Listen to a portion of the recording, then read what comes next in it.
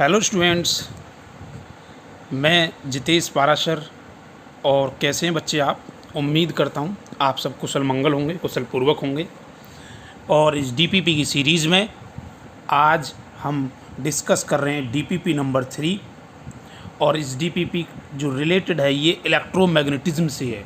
बच्चे, मैं आपको बार बार ये चीज़ इंडिकेट करता हूँ कि कोई बच्चा ये ना सोचे कि क्वेश्चन इंग्लिश में या हिंदी में।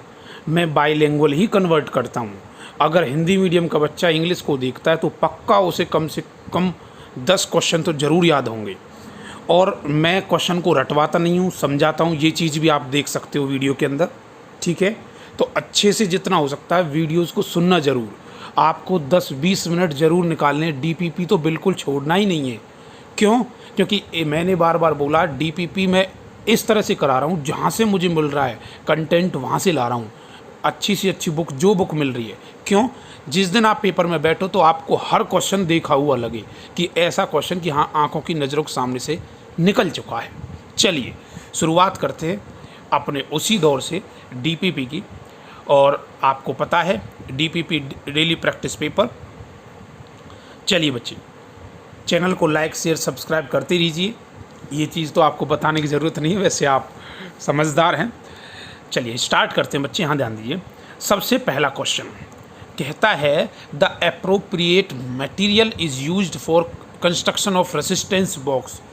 भाई क्वेश्चन इसने कहा है कि जो रेसिस्टेंस के बॉक्स होते हैं ना, देखे ना आपने रेजिस्टेंस के बॉक्स, देखो यहाँ दिखा रखे हैं मैंने, क्लियर। जो रेसिस्टेंस के बॉक्स होते हैं उन रेसिस्टेंस के बॉक्स किसके बने होते हैं। इसने ये ना पूछा कि रेजिस्टेंस किसके बने होते हैं, इसने पूछा है कि रेसिस्टेंस के बॉक्स किसके बने होते हैं। क्लियर है? पहला है कॉपर, गलत जवाब है। तांबा जिसे बोलते हैं, आयरन लोहे के भी नहीं होते वो।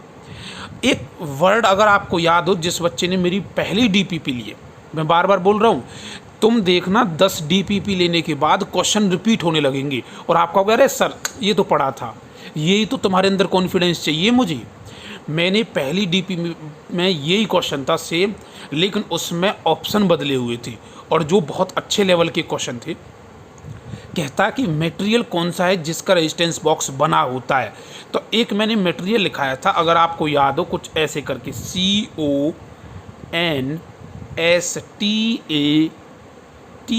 कांस्टेंट। ये एक मटेरियल होता है। तो रेजिस्टेंस के बॉक्स बेटा इसके बने होते हैं। अरे गुरुजी, जब रेजिस्टेंस के बॉक्स इसके बने होते हैं तो ऑप्शन में तो ये दे रखा है। अब सुनना ध्यान से, ज़िंदगी में एक बात याद रखना, क्वेश्चन किस तरह से हैं। ये बने होते हैं 3 तरह के, 3 टाइप से बनते हैं। और एक इसका सही आंसर है सी, ठीक है। एक और मटेरियल है जिसका नाम है MANGANIN, मैंगनीन। क्लियर है? या तो कांस्टेंट या मैंगनीन। और तीसरा है नाइक्रोम। क्या है? नाइक्रोम। बात समझ आई? जिंदगी में याद रखना, ये 3 चीज़ मैंने तुम्हारे सामने लिखी हैं। अगर रेसिस्टेंस बॉक्स पूछ रहा है और उनमें ऑप्शन में से एक दे रखा होगा, ऐसा हो नहीं सकता कि 2 दे दे। अगर 2 देगा तो उसे ऑप्शन बोथ देने पड़ेंगे, A और B, B और C। मेरी बात पची कि नहीं पची? क्लियर है? तो अगर ऑप्शन में मैग्नीनिन है तो मैग्नीनिन लगाना है, कांस्टेंट दे रखा तो ये लगाना, नाइक्रोम दे रखा तो नाइक्रोम लगाना का। अब नाइक्रोम इसमें ऑप्शन में दे नहीं रखा। क्लियर है? यही 3 मटेरियल हैं, ये भी याद रख लेना हमेशा के लिए। और अब कोई भी क्वेश्चन रिपीट कर लो सर आप, हमें तो ये चीज़ पता 3 मटेरियल है, वो 3 मटेरियल में से किसी एक को दे सकता है, ठीक है। पहले जो मैंने डीपीपी 1 था, उस डीपीपी 1 में तो बच्चे ऐसा था कि ये वाला यूज़ कर रखा था। क्लियर है? और आज डीपीपी नंबर 3 है, उसमें ये यूज़ कर रखा है। तो इसका करेक्ट आंसर क्या होगा? मैग्नीनिन। क्लियर है? Option C is correct answer. चलते हैं अगले क्वेश्चन की ओर। कहता है the 2 wire A and B are made of copper. 2 तार हैं A और B जो बने हुए हैं तांबे के। कहता है both of wire are 1 metre. जो दोनों तार हैं वो 1 मीटर के हैं, बट थिकनेस उनकी इतनी दे रखी है 1 mm की। क्लियर है? एक की दे रखी है 1 mm और दूसरे की दे रखी है 2 mm, 2 mm। तो रेसिस्टिविटी बताओ। अरे गुरुजी, ये तो खेल खेल गया। कैसे? मुझे एक बात बताओ भैया, एक होता है रेसिस्टिविटी। रेसिस्टिविटी का मतलब है, ये पूछ रहा प्रतिरोधकता, जिसे रो कहते हैं। क्लियर है। रो रेसिस्टिविटी या प्रतिरोधकता, जिंदगी में याद रखना रेसिस्टिविटी हमेशा मटेरियल की एक होती है। रेसिस्टिविटी मटेरियल को रिप्रेजेंट कर रही है, नहीं बात पची। अब देखो पचेगी, यहाँ तो एल्युमिनियम है, ठीक है, और यहाँ कॉपर है, तो इसकी रेसिस्टिविटी अलग है, इसकी प्रतिरोधकता अलग है, दोनों की रेसिस्टिविटी अलग है।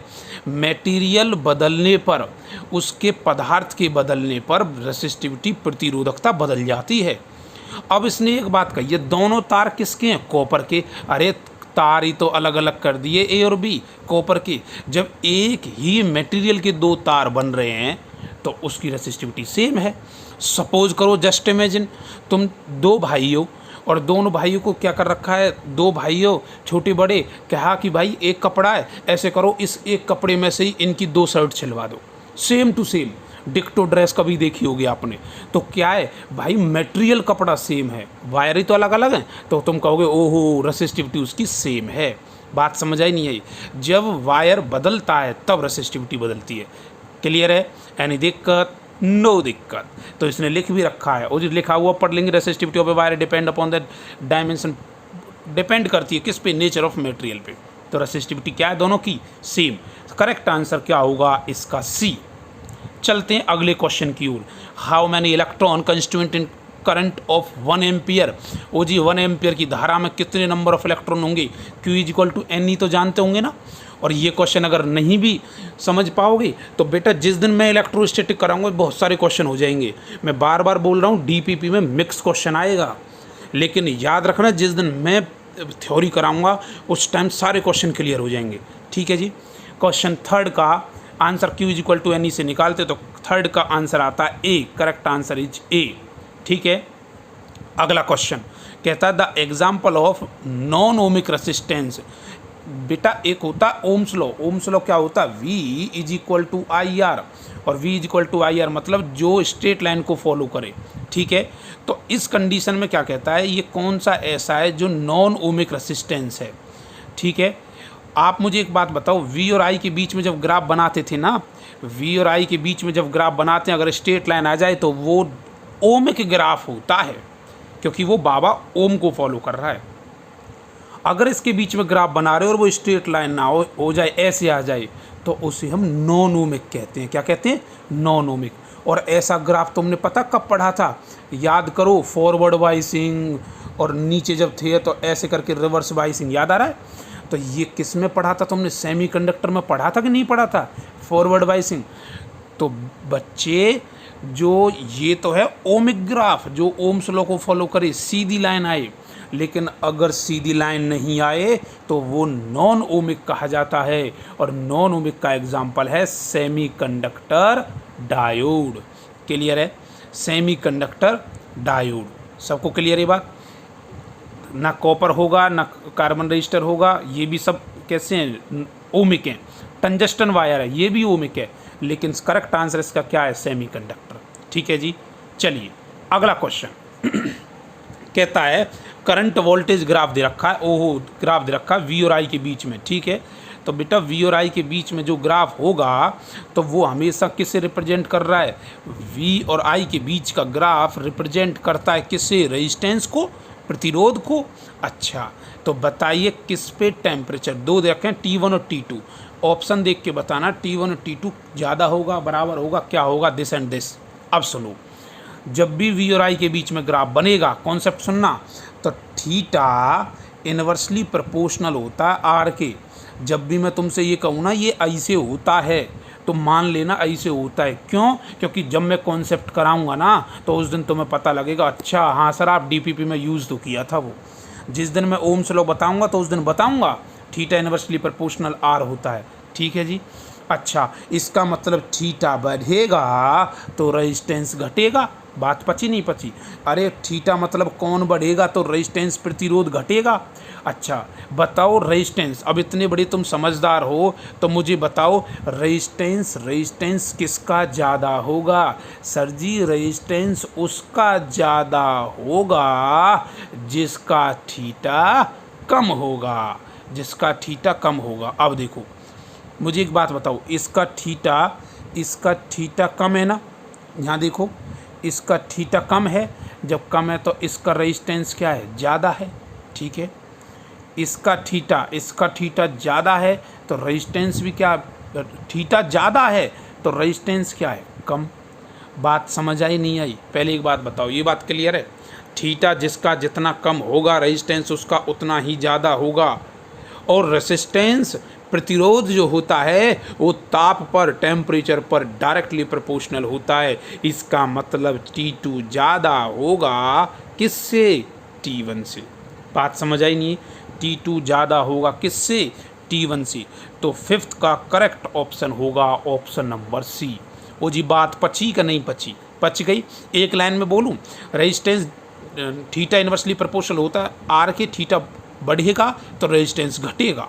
रेजिस्टेंस जिसका ज़्यादा होगा टेम्परेचर उसका ज़्यादा होगा।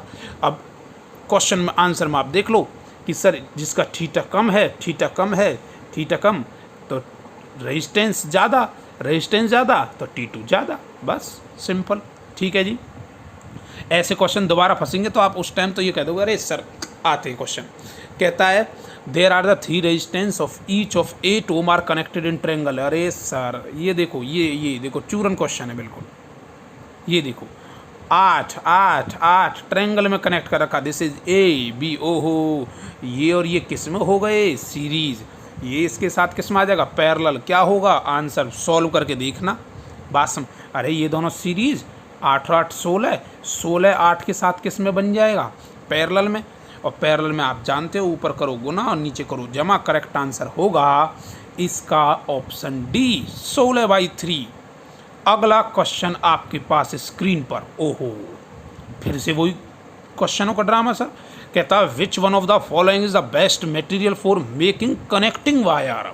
वर्ड को सुनना, कौन सा पदार्थ ऐसा है, कौन सी धातु का ऐसा पदार्थ है जो यूज़ किया जाता है कनेक्टिंग वायर, जोड़ने के तारों को जोड़ने के काम आता है। जो अब भैया तारों को जोड़ने के काम आता है सर जी, आपने एक बात बताई थी, ये कांस्टेंट बताना, ये वाला ये किस में इस्तेमाल किया जाता है सर जी, रेसिस्टेंस के बॉक्स में, प्रतिरोध के बॉक्स बनाने में। अच्छा तो मैग्नीशियम बताना किस में इस्तेमाल किया जाता है सर, रेजिस्टेंस के बॉक्स में। नाइक्रोम बताना किस में किया जाता है, रेजिस्टेंस के बॉक्स में। तो करेक्ट आंसर क्या होगा, कॉपर से। अरे तांबे के तार से ही तो जोड़ते हैं तारों को। बात पची कि नहीं पची, ये बात तुमने कब पढ़ी थी, बचपन में पढ़ी थी कि नहीं पढ़ी थी। चलिए अगला क्वेश्चन, अच्छा क्वेश्चन है। कहता है the resistivity, if the resistivity of alloy is rhodes, किसी की प्रतिरोधकता रोडेस है, ठीक है। That of constraint material of rho. अच्छा दो तरीके से इसमें रिप्रेजेंट कर रखा, एक है बच्चे रोडेस और एक रो। तो इनके बीच में संबंध क्या होगा, मुझे एक बात बताओ। रेसिस्टेंस और रेसिस्टिविटी के बीच में एक संबंध होता है, R = ρl/A। होता है कि नहीं होता, होता है कि नहीं होता। रेसिस्टेंस की बहन है कि नहीं रेसिस्टिविटी, होता है। अच्छा बच्चे, अगर मैं यहाँ से रो निकालूं तो रो = क्या आएगा, RA/L आएगा कि नहीं आएगा, बिल्कुल आएगा। तो सर जी मैं resistivity directly proportional to R कह सकता हूँ, नहीं कह सकता हूँ, बिल्कुल कह सकता हूँ।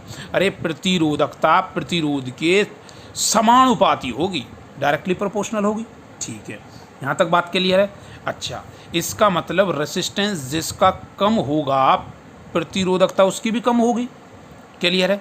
अच्छा और उसने पूछा है कि बताइए दोनों के बीच में क्या संबंध है, सुनना ध्यान से। अब यहाँ से कुछ हम एक्सप्लेन करते हैं, देखिए कैसे। कि कोई सपोज करो ऐसे पार्टिकल बने हुए हैं, कंस्टिट्यूएंट पार्टिकल इस तरह से बने हुए हैं बच्चे, यहाँ ध्यान देना, ठीक है। कि ऐसे इलेक्ट्रॉन है, ऐसे, ठीक है। अब मुझे एक बात बताओ, यहाँ से जो इलेक्ट्रॉन है वो इजीली निकल जाएगा, ठीक है। ये रेसिस्टिविटी है, ये है रो, क्या है रो। अच्छा अब मैं क्या कराता हूँ, ये ऐसे करके बनाया, ऐसे। इनके बीचों बीच में हमने क्या किया, थोड़ा सा कुछ ऐसे और मिला दिया, तो ये बन गई रोडेस। क्या बन गई, रोडेस। स्क्रीन पे जो समझा रहा हूँ वो ध्यान देना। इसमें से इलेक्ट्रॉन निकलने हैं। मुझे एक बात बताओ, इलेक्ट्रॉन इसमें से ज़्यादा अच्छे निकलेंगे कि इसमें से निकलने में तकलीफ़ होगी। सर इसमें से अच्छे से निकल जाएंगे, इसमें निकलने में तकलीफ़ होगी, क्लियर है। बात समझ आई? निकलने में तकलीफ़ होगी, इसका मतलब यहाँ रेसिस्टेंस ज़्यादा है कि नहीं है, यहाँ रेसिस्टेंस ज़्यादा है कि नहीं है, यहाँ प्रतिरोध ज़्यादा है नहीं है, क्योंकि वो इलेक्ट्रॉन को रोकने का काम कर रहा है। अरे बेटा, जब यहाँ रेजिस्टेंस ज़्यादा होगा तो रेजिस्टेंस ज़्यादा किस में है, रोडेस में, तो रोडेस भी ज़्यादा होगी। यहाँ रेजिस्टेंस कम है तभी तो इलेक्ट्रॉन आसानी से निकल रहा है, कोई रुकावट नहीं आ रही बीच में, समझ रहे हो? रोडेस में रुकावट थी, रो में कोई रुकावट नहीं है, ठीक है। तो यहाँ रेजिस्टेंस कम है, तो इसका मतलब कि कौन ज़्यादा है, जब आर यहाँ ज़्यादा है तो यहाँ रोडेस, आर और रो में क्या संबंध है, डायरेक्टली आर ज़्यादा है तो रोडेस ज़्यादा होगा, रो कम होगा तो रोडेस रोडेस रोडेस ज़्यादा होगा किससे, रो से।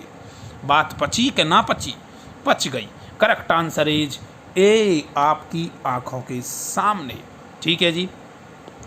अगला क्वेश्चन, नेक्स्ट क्वेश्चन कहता है कि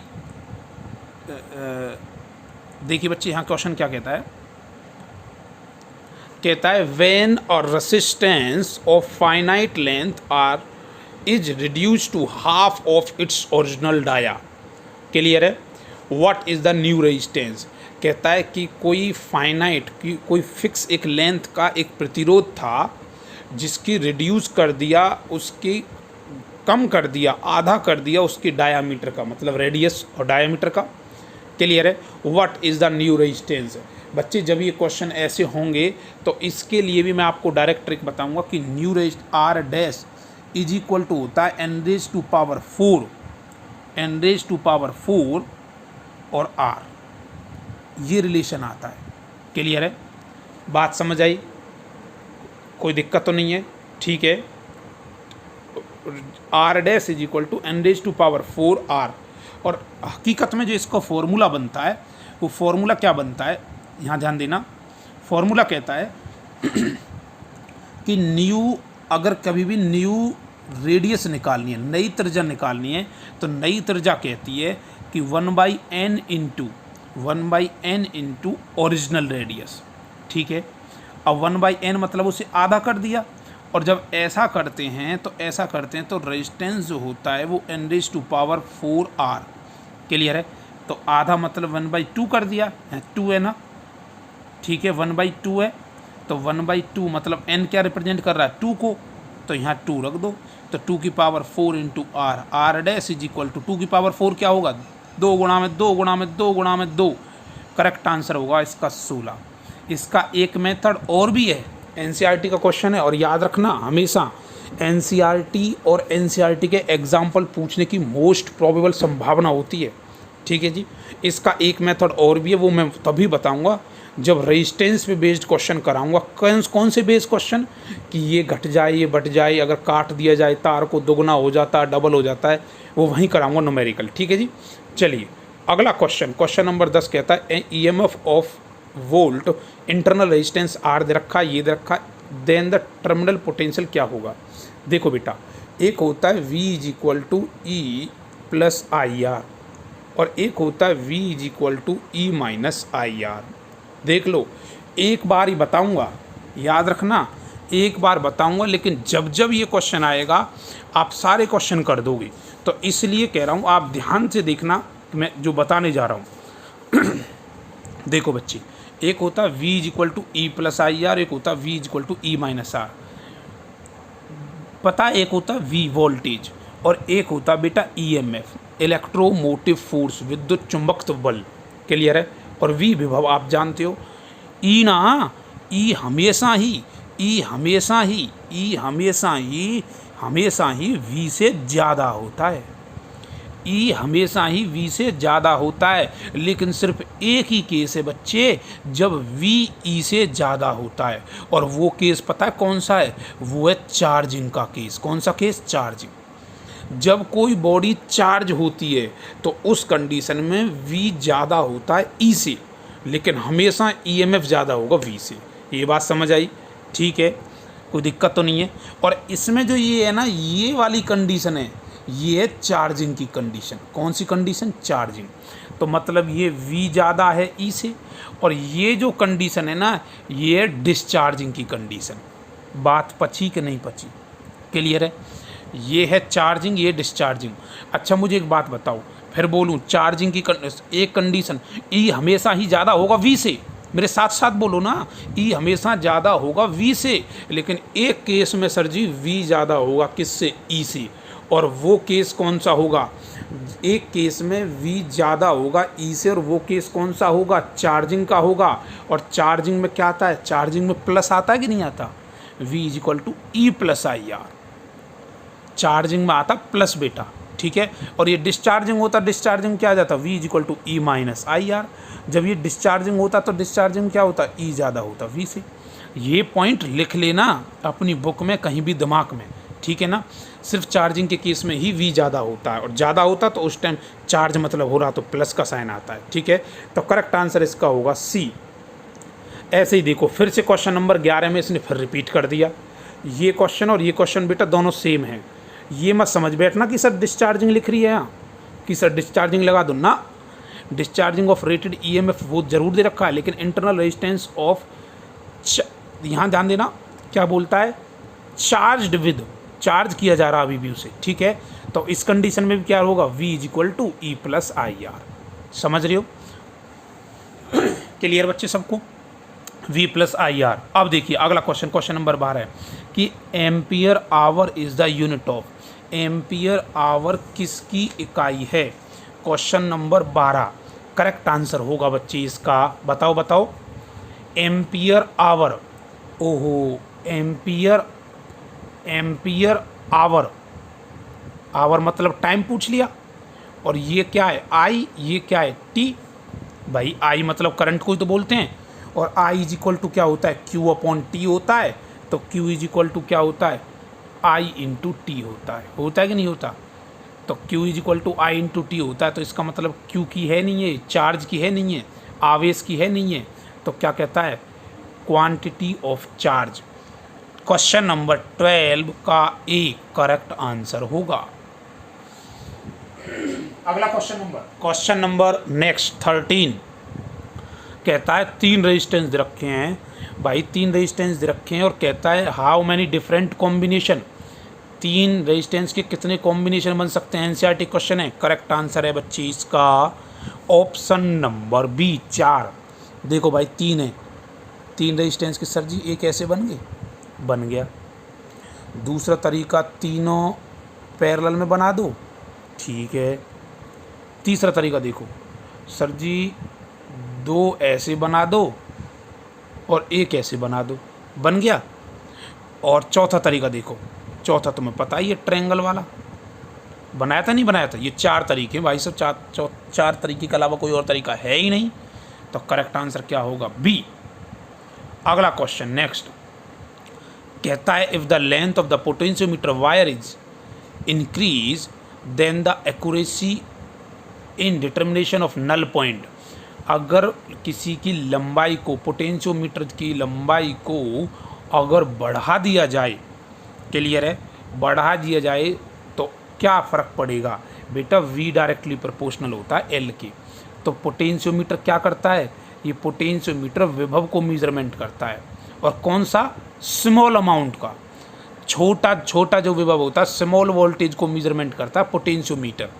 ये V डायरेक्टली प्रोपोर्शनल L होता है। अगर ये इंक्रीज होगा, V बढ़ेगा तो L भी बढ़ेगा, विल इंक्रीज L भी बढ़ेगी। क्लियर है?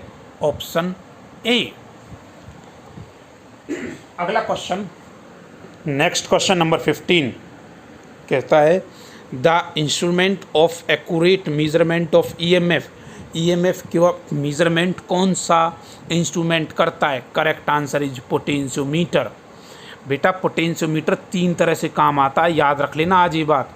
एक तो V निकालने में, विभव निकालने में, एक 2 कंपैरिजन बिटवीन 2 EMF E1 और E2, ठीक है, 2 EMF निकालने में आता है। तीसरा इसका इस्तेमाल किया जाता है स्मॉल r, इंटरनल रेजिस्टेंस निकालने में, याद रखोगे? क्लियर है? तो पोटेंशियोमीटर का 3 तरह का इस्तेमाल समझ गए ना, कौन कौन सा होता है। एक सर V निकालने में, एक EMF निकालने में, विद्युत चुंबक फोर्स, और एक स्मॉल r इंटरनल रेजिस्टेंस आंतरिक प्रतिरोध निकालने में। अगला क्वेश्चन नंबर 16। अरे R निकालना सर, देखो देश बताओ, रास्ते मोड़े हैं कि डिवाइड हुए हैं? मोड़े हैं सर, डिवाइड नहीं हुए। तो ये सब किस में हैं? सीरीज में तो निकाल देना। तो करेक्ट आंसर क्या आएगा? आर कितने R? 5 R correct answer, 5 R. Series में ये पैरेलल मत समझ बैठना, एनसीईआरटी क्वेश्चन है। और एनसीईआरटी का जो क्वेश्चन है बेटा, उसके रिपीटेड होने के मोस्टली चांस होते हैं, ठीक है। उसके बाद क्वेश्चन नंबर 17 अच्छा क्वेश्चन है। बाकी जब मैं कराऊंगा पोटेंशियोमीटर वगैरह तो आपको सारे क्वेश्चन ईजी होंगे, लेकिन हमारा फ़र्ज है डीपीपी में सब कुछ कराना मिक्स। अगला कहता है कि ए पोटेंशियोमीटर एक्सपेरिमेंट E1 और E2 आर यूज किए जाते हैं। कहता है EMF E1 and E2 are used in series, ठीक है। अच्छा बेटा, 2 EMF थे, देखना ध्यान देना, एक पॉजिटिव नेगेटिव, ओहो ऐसे, एक ये रहा positive negative, this is E1 this is E2, ये सीरीज में कनेक्टेड थे। तो बैलेंस पॉइंट यहाँ कितना मिला उन्हें? 58 मिला, 58 पे आके नल पॉइंट मिला। नल पॉइंट का मतलब है गैल्वेनोमीटर में जो रीडिंग है वो कितनी बन चुकी है? 0, मतलब वो ब्रिज बैलेंस है, सेतु बैलेंस है। अच्छा, अब कहता है the polarity of E2 is reverse, E2 की पोलैरिटी को उल्टा कर दिया जाता है। अब देखना, देखो ये ऐसे ही है ना। अच्छा, इसे क्या करता हूँ, दूसरे कलर से बनाता हूँ। ये देखो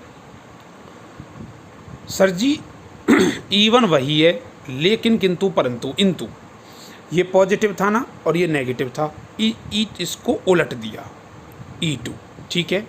बात समझ आई? तो नल पॉइंट कितना मिला? 29 मिला। बात पची का नहीं पची? तो ये E1 और E2 का अनुपात बता रहा, E1 E2 क्या होगा। हिंदी मीडियम में बेटा ऐसे ही क्वेश्चन लिखा रहेगा। क्वेश्चन पची की नहीं पची बात, 2 इक्वेशन बनी। अब सुनना ध्यान से, जब भी दोनों का रास्ता सेम हो ना, कि देखो पॉजिटिव नेगेटिव, अगर ऐसे हो तो वो ऐड होता है।